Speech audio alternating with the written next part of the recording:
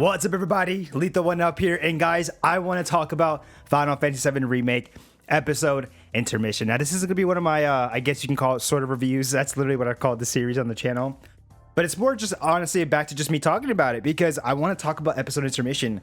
This is spoiler, so please do not watch if you don't want nothing to get spoiled. Because we're talking about it, I need to talk about that ending specifically, which I think that's the main point that I want to talk about. So we're gonna go ahead and jump right into episode Intermission to the ending. Now, I will. You know what? Maybe I should talk about Yuffie. Okay, let's go ahead and talk about Yuffie for a little bit here. So I do want to talk about how much I loved Yuffie after this. Like, I've grown to love her character a lot more because I will say, playing the original, obviously, in comparison to playing the remake, where you get way more, I feel like, of her story, obviously, right? But like just a feel for her and how the way she is and stuff like that. You know, the whole kid mentality, right? And then wanting to like be an adult, but she's such a skilled warrior, and you know, yada, all that stuff. And I feel like obviously in the original, you know, she's basically a secret character, right? You can actually beat the game and not have Yuffie. Whereas in a remake, I feel like I'm so glad that they're making it a point where like, okay, we're introducing Yuffie, and it's gonna be a thing like you don't just introduce her like this and then like make it where it's like the original where she's an optional character. Highly doubt that's gonna be the case. I'm more than positive they'll make it so that you do actually, you know, interact with her. Maybe it'll be in the same fashion where you find her like in the original, like in the woods or whatever. But either way, that's kind of how this kind of ends in a way to kind of set up, I think, probably for that kind of interaction. But I just want to say overall, I loved Yuffie from the very beginning of this DLC to the very end, and especially the ending. You know, it was really touching. You know, with her having to kind of grow up and deal with all these things that are going on, especially with you know, her and her past with Wutai, what happened with Wutai, why she's here and everything, and then just coming into what's happening with her and Sonan, and then Sonan going away. Well, not going. Well, I don't know. I said going away because, well, I don't think he's dead completely, I guess. I don't know if that's the right word to say that, because now I'm leaving Yuffie and going to Sonan here. But the point I want to make is I think they fleshed out her character here, and I thought it was a good. I mean, it wasn't like completely fleshed out, right? We're not gonna see her whole transformation or anything like that. But I thought it was just cool the way they introduced her, right? She's a secret government Wutai, you know, fighter agent, whatever you want to call it. But it was just cool to see her from the beginning, you know, into the ending where it was kind of like, man, she's just going through a lot of stuff, and just bad things just keep happening to her, especially with Wutai, right? The whole war, and then you're going into this whole thing with Sonan, and you know, the rest of the Avalanche that she meets there, and you know, it's just so much going on. And I feel like now we'll go ahead and segue into this with Sonan. Man, I actually enjoyed Sonan, and I was honestly going to sit here and say that I didn't think I was going to care for him because it was kind of obvious that I thought that Sonan was not going to make it. He wasn't going to live. Again, I think he was just mainly a character to kind of help flesh out more of Yuffie and her story. And again, I think they did a great job doing that. But I will say the ending, when Nero takes Sonan, and I just had this gut feeling that it was for a reason. Obviously, I don't think it was just for a little dramatic flair. No, I'm almost positive that we're going to see Sonan come back. They're going to, you know, it's a remake. They're already switching certain things up. So I just have a feeling that we're definitely going to see Sonan come back, and there'll be another interaction with Yuffie. And again, it's just going to help make Yuffie like a better character, right? It's going to make you care about her more, because I will say I freaking felt so bad for her at the end of this, at the end of the episode. I thought it was just so well done. I want to go ahead now. Let me see. Sonan was cool. I mean, I feel like I didn't talk too much about Sonan, but I mean, I thought he was cool. Again, I feel like he was just used to kind of help Yuffie's story out. But I thought he was an interesting kind of character, especially with his whole past with his sister and wanting to save her and stuff like that, and didn't get to, but had that moment of doing it with Yuffie, so it kind of felt like he was getting that back. So I thought that was like so cool. I like the introduction of doing the team attacks. That's cool. That's something I would have loved to have seen back in the first Final Fantasy VII Remake. But I'm excited because there's a good chance now. I mean, I'm pretty sure that's going to be the case, but they're going to introduce that into part 2 of Final Fantasy VII Remake. And I'm super excited to see the multiple tons of team-up attacks with like Cloud and Yuffie, Cloud and Tifa, you know, Cloud and Barret and Tifa. Like, who knows? Like, I just can't wait to see more of that because I thought it was so cool. I will say, though, I wish they kind of could have explained it just a little bit better. You know, I feel like they didn't really explain the whole, like, you know, once you find the once you did find the materia, it showed you one way of the team attacks working. But I think maybe it was just me personally. I did get a little confused with the synergizing of attacks and like realizing that like if you save up Sonan and Yuffie's ATP gauge, you can do a team attack kind of together. I think a little bit kind of got confumbled because I thought you had to have materia for all the team attacks, but or maybe you just need to have that one to get unlocked to a bunch of other ones, because it was like the cannonball one I think you get. But then I think again, you just could, if you had the ATB god and you were both in sync, you could do like those in sync kind of team attacks. But again, that's just me. Maybe I just missed the ball on that or whatever. But I thought that could have been just explained just a little bit better. But either way, I'm sure this is just like a taste, right? This is just DLC. This is just extra. Honestly, at this point, this is a little taste of what we're gonna get for part 2. So I'm sure in part 2 that'll be way thoroughly more explained. But no, I mean, about that, what else? Nero, I thought Nero was awesome. I'm so glad that they touched like Dirge Cerberus characters, right? The Civiets. I can never pronounce the name of the group from Deep Crown. I think it's something like that, right? The Civiets. I don't know. Either way, I thought it was really cool to see him and Weiss.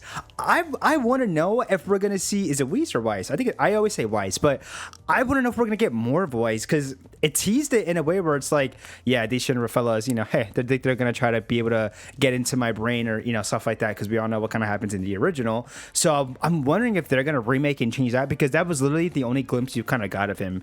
And I would love to see more of Weiss and Nero if they want to continue to bring them back into part 2, right? Because, well, let's be real, again, this is spoilers. Nero obviously still around, right? He's still kicking. And so I don't believe that that's just going to be the ending of Nero, especially him, because it seemed like he had more to do with Sonon. I think that's going to be more important later on. Weiss, I don't know, he could just be a little, here, toss it out there. He's a little fun, have fun, we bring him back just for, like kind of like a shits and giggles type of thing. You could fight him and stuff like that.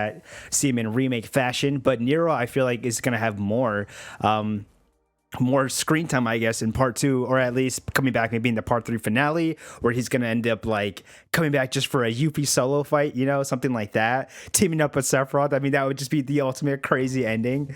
But speaking of endings, we should talk about the absolute ending, and that is in the form of ZACK Fair. I don't know what's happening. I'm so trying to figure out, is ZACK coming in and out? Like what is going on, man? Because there has been the whole theory of the different universes, right? You're seeing you're seeing it where there's one where ZACK is alive, right? In this dimension, universe, however you want to call it, this timeline. I guess people are saying more like timelines. In this timeline, ZACK is still alive. And then there's going to be a whole timeline where it's more off the original, where it's just Cloud and ZACK did die. Because nothing will make sense if they're both in the same timeline, but both have Buster Swords. That just can't happen. And so I'm so curious what's happening, because in the ending of, episode Intermission, ZACK makes it back to the church, and he's getting ready to kind of reunite with Aerith, just to find out Aerith is not there. And he kind of walks into a church with a bunch of, I don't know if it's a bunch of individuals from Sector 7. I don't know if it's something like that, or some people have made they made the note that it's a bunch of kids just crying, and so they're thinking maybe it's something to do with Aerith's death. I have no idea. Maybe you can obviously go back and theorize every different thing in the book, but it does make you question: is Aerith in that universe, maybe, or in that timeline, or is it possible they are on the same timeline? But then it wouldn't make sense why they both have the Buster Sword. Where's Cloud, if that's the case, right, in his timeline? So there's so many questions, and I honestly, I'm so glad that I feel like ZACK will have such a major point in this remake, because I feel like he was such an important character to the overall story. And so I'm glad that I think the way they're doing the remake is that they're going to make him an important part overall. And I would love to have that thing where I don't know, maybe like a Kingdom Hearts Birth by Sleep situation, right, where you're switching back and forth between characters, or in this case, maybe you're going back and forth between ZACK and Cloud, and I have no idea. But either way, I love it. I think the fact that ZACK just has a bigger part, and I think in this remake, is so exciting to me. So I can't wait. Hopefully, possibly, we get to actually play as ZACK in the second one. That would be the ultimate dream, but it's really pointing to that point, right? It'd probably be a cool twist, too, where maybe at some point, ZACK is going to still try to kill Sephiroth for everything. Cloud's going to obviously try to kill Sephiroth. And it maybe gets to a point where timelines come together, right? Or somehow they're going to come together.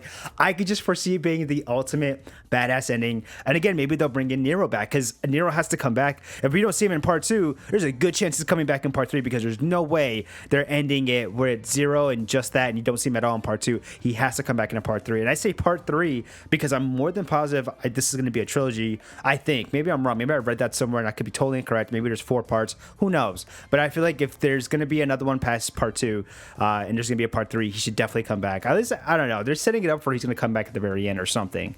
Man, what else am I missing? missing here? I think I've touched upon everything I wanted to talk about. Overall, I thought episode Intermission was just so much fun. I thought it was so good. It makes me want to go back now and replay Remake Part 1. You know, because there is the PS5 upgrade and everything, Intergrade upgrade. So I'm definitely gonna go back and replay it now. But yeah, episode Intermission I thought was awesome. They did a great job. The introduction of team attacks I thought was awesome. Oh, Fort Condor, that was everything I wanted to mention. It's so funny. In the original, I hated Fort Condor. However, in episode Intermission, I loved Fort Condor. It was so much fun to play. And it could just be the fact that, you know, such an older system back then, right? And this is just a newer, updated version of the game. And they've done it in a different way. It's a board game. That might be one thing too.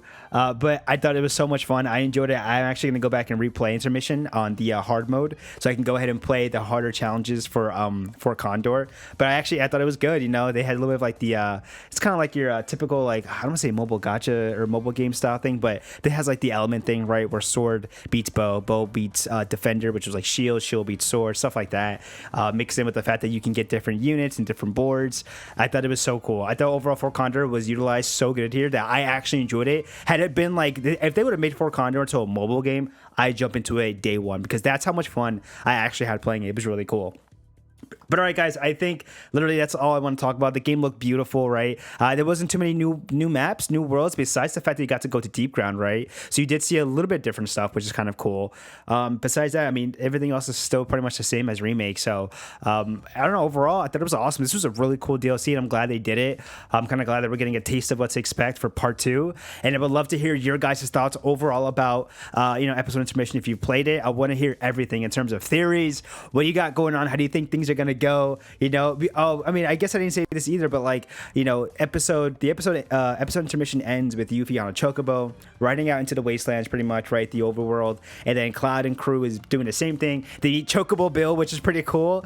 So, you know, at some point, you know, they're working their way to calm, and so it's just like at some point, right after the calm thing, they should be meeting up soon. So I'm really excited to see how that's going to go. But give me your guys' overall thoughts about it. I would love to hear it. Again, I'm Lethal1Up, and this isn't really a sort of review. This is just me talking. But, you know, yeah, give me your guys' thoughts. I appreciate you guys taking the time to listen to this and watching this. I will see you guys in the next video. Peace.